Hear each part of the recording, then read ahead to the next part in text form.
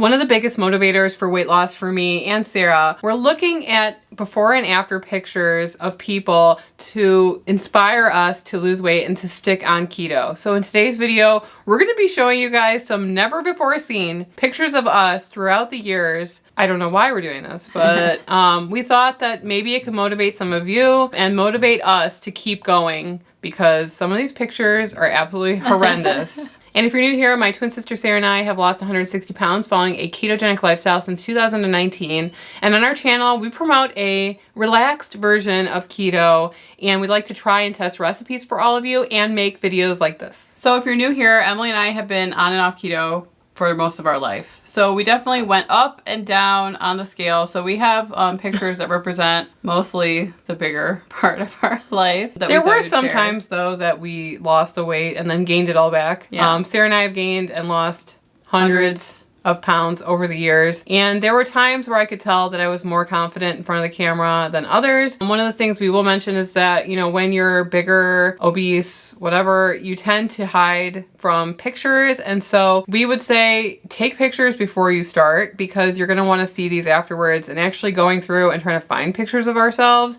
was difficult because we spent so much of our lives hiding from the camera that, you know, candid pictures were a rarity. Or they were selfies where you can't really see the rest of our body. It was just like a top up shot. So there were times when I got a new camera and I would photograph Emily without her permission pretty much. And I'm glad that I have those now because we use those clips all the time. And it was just from me messing around with the camera, and I didn't actually think I was going to show those pictures to anyone, but they ended up, you know, being very valuable to us. So I'm glad that we have those pictures. Emily was not happy at the time of me filming her all the time during that trip to Door County. When you see the pictures, you're going to see why. This is a rare picture of us in a dress that showed our legs. Yes, we were toddlers or 2 years old, 1.5 years. Sarah and I were actually born premature, and we were very underweight until we started eating too much. Our parents were actually told to feed us ice cream and stuff, and we took that literally for the next 25 years or so. Forever. Being tall, a lot of the times our weight was masked by it, meaning that we could gain 10, 20 pounds and not really tell. And so Sarah's 5'10", I'm 5'11". It does take a while for us to see ourselves gaining weight and then also losing weight. Moving on to, I would say about, I don't know if I want to show people this picture actually because it's absolutely horrendous. So this is a picture during we were challenged fashion-wise. We also thought that bangs were a good idea, and we have curly hair. And we didn't know how to style them. Right. Pre-styling tools. I mean, we just decided we wanted bangs one day and didn't think about the repercussions of that. Look at the crotch area on these pants, though. That's horrible. That's horrible. I don't even know what I was thinking. I didn't have any style back then, let's just be honest. I don't have style now, but back then it was pretty much anything that fit, I wore. Sarah and I used to shop in the men's section of Kohl's. Or Carson Scott, which is in Chicago, and we would get like men's Tommy Hilfiger. That was we loved the pull-away pants, yeah, because they were really comfortable back then. And my mom always said I always wanted to dress you nice, but you just never wanted to wear it. And now I can see why, because I don't know what I was wearing when I was. How old was I in like probably 6th 11. grade? Yeah, it's horrible. Anyway, we were forced, I would say, into going and trying out for a Double Mint commercial. We didn't get it, obviously. We did get a year's supply of Double Mint gum. Yeah, which was just like a carton this big. Let's just be honest. It was a package. And what an embarrassment. I think our mother dressed us in these outfits. Nice orca shirt. I was in a Free Willy at the time. There were other cute like girls there. I remember seeing they were all like cute in their cheerleader outfits, and I don't even know. Then there was us. Then there was anyway. Us. And this is like, I didn't know how to smile. I feel like when I would smile back then, my mouth would like quiver. Do you remember that? No. Yeah, it's just like, look at your smirk on your face. You're just like, what, we shouldn't go this far back? I mean, I don't know, but I think people are going to exit the video when they see these pictures. No, but I think this is like when we started, I think that we were starting to gain weight here. I think we were plus size at this point. This was probably what, 7th grade? Yeah. So this is, I guess, the start of our journey. So I thought it would be important to show. And in comparison to like where we are now, I guess, like this is, I remember this moment and I remember how horrified I was to be in front of camera. So it's like a full circle moment. Look at us now. Do you have anything that you want to share? Sure. See, why you can't show pictures of me? Why not? You have to have your own pictures. I do have. Well, we're gonna share some of my favorites of Sarah. So back when we were in high school, there was a Thai restaurant that was right around the corner. You could get an entree, appetizer, and a soup for $6.99.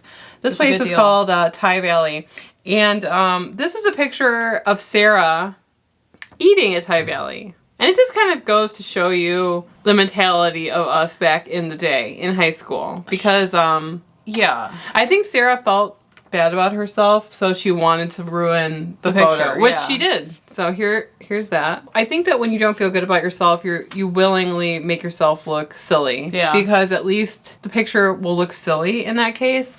Here's another picture of Sarah. Why are we showing pictures of me? I don't know. This is supposed to be like... Well, we're going to go through. Here's another picture of Sarah. I just was trying to be funny because I was uncomfortable in front of the camera. Let's just be honest. So that helped me kind of be in front of the camera, be silly, make a joke out of it. Here's another one. We're gonna probably put it on the screen. So one of the biggest shifts for me personally, we can get into some of the pictures that I would like to share, is that I spent a lot of my life literally hiding from the camera. So much so that I would not want to take a picture unless half of my body or more was hiding behind someone else. So this is a picture of Brad and I. We went to a nightclub on Halloween. Brad's Edward Scissorhands. Yeah, Brad's Edward Scissorhands. I was really proud of his costume, actually. And I was a fairy. I wore yoga pants underneath this dress, and it was a size 2 extra large. And you can see in the picture, which we'll put on the screen here, I am literally hiding behind him. And that's my typical pose when I was posing with Brad. It's a kind of shimmy behind him to make yourself look smaller. And I was probably 200 and in a 250 range in this picture. Sure. Okay, so the next one is a picture of us at our university that we went to. I was probably 19 years old, and you can see here that I'm blonde, but also that the picture cuts off right under my chest, which is another strategy that Sarah and I would evoke to anybody that would be taking pictures of us. Never ever take anything lower than this, because Sarah and I carry a lot of our weight in our hips and our thighs, and so we are not proportionate, we are unproportionately bigger on the bottom than we are on the top. So every picture, it's pretty much like, hey, don't point downward. Half, right. Yeah. And I think that it makes you feel exposed. Right. Like there's some kind of secret that we're hiding, and that if you were to take a picture of how big I am on the bottom, then it's obvious how big we are. Another way that this has really affected me is that I would see Sarah as a reflection of myself. I always thought that if you tied something around your waist, that it was hiding how big you were on the bottom. I didn't really realize that that makes you look bigger. But if Sarah was walking down the hallway in jeans, I would get upset because I thought that it reflected that I was like a mirror. As big, yeah, as big as her. People could see me and be like, "Oh, her butt is that right, big." like so you're not hiding your tie shame. this around your waist. Right. And I obviously don't do that anymore. Yeah. You're free to pose or not, whatever you want to. But that's just kind of like the mentality that weight gain and being obese can do to you over years, is that you develop all kinds of weird quirks and superstitions, and if someone posts a picture without your permission, you freak out, you call them, delete that photo off of Facebook or whatever. If you are on a weight loss journey and you're just starting, then it's definitely something to look forward to, that you're still going to have pictures that are not exactly flattering, but I really don't find myself horrified or mortified when people take pictures of me. I'm usually not hiding behind someone else now. I'm usually like, okay, well, this is how I look now. When I was getting engaged, we were at the riverfront. It was a beautiful scenery and everybody there, all my friends were there, and you can hear me in the video saying, "Don't take a picture of my lower half." I didn't even know that my husband was proposing to me at the time, but all I was concerned about was getting pictures of unflattering angles from me that I didn't even realize that he had put this whole thing together so that he could propose. I feel like now, at least I don't feel like that way anymore. Right. I think that many people are going to have this insecurity no matter what, because a lot of people don't know how to pose either. There are different poses that you can do. There's a lot of people on TikTok and social media that show how to pose to make yourself look more flattering. You could be a normal sized person and look, turn the wrong way and look 20 times bigger than you normally are. It's like an optical illusion. It depends on the length of the focal length of the camera can make you look wider. So it's something that you learn over time to fix and to be comfortable in front of the camera. I'll just show a picture. This is definitely before 2020. 2018, 2019. Another picture of me literally hiding behind my husband. I just wanted to hide behind him constantly. And if he was ever at equal lengths with me, I would slip behind him because I didn't want to show my entire body. Here's another one where I'm standing behind him near a rock formation. And same thing. And it's always uncomfortable to take pictures of yourself when you're not confident or you don't feel at all good. So a lot of these pictures we have not shown before. So we hope that, I'm not saying that we're like models or anything now, but like I just don't feel as self-conscious as I did walking around day to day. When you're a twin, people notice it right away. And we're tall. Yeah, and we're tall. Sarah's 5'10", I'm 5'11". So when we walk through a room, people are just like, they take a double take because we're twins. And when we were bigger, it was almost like we were obese twins. And we not only were tall, we were also taking up a lot of space. And so it made us feel very self-conscious walking around. So here's a picture that I have just side by side that shows one of my heaviest weights. I would say I was about 240 at this time. And then on my wedding, I was like 179. So I lost however much that is. I just felt much different in these two photos. I remember this photographer coming up to me and me going, please don't take my picture, while smiling and also taking the picture. And during my wedding, I felt a lot more confident. It also depends on the photographer that you had. Mine was really awesome. She made me feel super confident. And you also have to realize that when you're taking photos, especially professional photos, they're going to take 1,000 photos and you're going to like 100 of them. And that goes for photos in everyday life too. Just because someone takes a terrible photo of you doesn't mean that's how you look in real life. Posing in front of the camera takes time, and learning how to be confident in front of the camera takes time. And that's why we actually did a photo shoot where we took a bunch of photos for our brand, if you will. And Emily did not want to do it. She was like, no, thank you. I don't want to take photos. But I feel like it really did help us gain some confidence by having a photographer come out and take some professional, very nice headshots for us to have for our website and for, social media and stuff. So, if you lose weight, why not schedule like a photography session? You can do a little family session. Maybe you need some new shots for LinkedIn. I think it's a great way to like find some confidence. And if you're in the area. Oh yeah, and if you're in Wisconsin or Chicago, I can't recommend enough Mo Schultz Photography. I will link her below. I think I was more than 262 pounds in this picture. In this picture? I don't know. This is actually when we started our channel. 2016. Yeah, so Sarah and I actually started this channel in 2016. It was not comfortable being in front of the camera. I mean, we're barely comfortable now being in front of the camera. I'm just saying, like, it was extremely vulnerable. Yes, to put yourself out there. And most people are lovely and most people are nice and most of you guys are like the best. We really do have the best audience on YouTube. To put yourself and your story out there in a vulnerable way is very difficult. So we tried to start this channel, but we really didn't know like what direction we were going to take the content. We really did not want to be doing cooking content because we didn't know how to cook. We still don't know We still don't know how to cook, but we are more willing to fail in front of the camera. But we started it as kind of like a diary or a journal of weight loss. And we didn't really get any traction and we didn't know what we were doing. So about 12 videos in, we kind of just shelved the idea because we really didn't understand like how YouTube works. But also putting yourself out there when you have 100 pounds to lose is extremely difficult. And a lot of other people, they will show their weight loss journey and they will have weigh-ins every week and they will either have success or not. So funnily enough, it wasn't until we lost the majority of the weight that I felt okay with starting the channel again, just because most of that was behind us. I didn't have the pressure of showing a loss every single week. We did that in the beginning. Right. In the beginning of 2019, we did weigh ourselves and we felt the pressure even then, but most of the weight loss was already done for us. And just even doing it then was extremely difficult because the more that you lose, the slower you're going to lose it.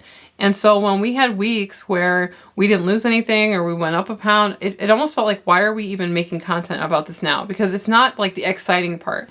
The most exciting part of like a keto or a weight loss journey is unfortunately the first like couple months that you do it, because it's such a drastic change and your body is like not used to the way that you're eating. You're going to eat less than you need. You're going to lose weight a lot faster. In 2019, it was difficult for us to continue making that style of content because we only had 20 pounds left to lose, or we were already a normal or average weight at that point, because remember, we are tall. So when I said I'm 175 pounds, it literally, that's the BMI is normal. So it is definitely harder to continue losing weight and to show it on camera. So back when we started, it was easier, but it was a lot of pressure still. So that's why we always tell you guys, when you're starting a weight loss journey or any type of health journey, is to take the pictures and the measurements. Because when we were taking these photos, we hated it. We always say that you don't need to show anyone these photos. Right. We're doing this publicly. You guys don't have to, but taking some starting photos is going to really help you see the difference when you're losing motivation. It's, 6 months in, you haven't lost a pound in a couple of weeks, and you're like, why am I doing this? You can look back to day one and say, oh, I see definitely a look difference. different. Yeah. And you're going to keep going. Because looking back now, even looking at my pictures from when I was 16 or 17, I feel accomplished that I haven't gained the weight back and more, and I've been able to keep a keto lifestyle for the last 5 years. Because before this point, it was pretty much impossible for us. So having this to keep us motivated is really important, so that's why we encourage you guys to have these photos too. To put this picture on the screen just as a final picture. It's Emily's favorite picture. It was our first time on a roller coaster, and it's one of my favorite pictures of all time. My mom did not want to spend any money at Six Flags Great America, okay? And when she saw this picture, she said, yes, I will spend $7 to print that one out. And Sarah has brought it to work, and people at her job copied it to keep it on their desk, okay? Yeah, just amazing. We weren't even that big in that picture. It's not even about being big. I know. You just are always looking for an excuse to show people that. So we hope that you enjoyed seeing some of these pictures going down memory lane. I think it's important for us to keep looking at those pictures too, because it's a new year. Sometimes you just don't feel motivated to keep going. Yeah. We like to call ourselves technically keto, and it's the most sustainable weight loss journey that we've ever done. And you're going to be in maintenance longer than you will losing the weight. And so on our channel, we just enjoy indulging some of the time, and then other times we incorporate fasting. We try to eat like one meal a day. We will just eat steak and green veggies and butter so that we can incorporate other higher carb, higher net carb foods into our diet. And one of the best things that we have ever made on our channel, in fact, Sarah's husband actually screamed, delicious. Delicious! Delicious! We made a really, really buttery, flaky, golden samosa with a spiced meat inside. It is so good. If you want to see that video, you can click right here. We will see you over there. Anyway, I'm Emily. And I'm Sarah. And we are the Keto Twins signing out.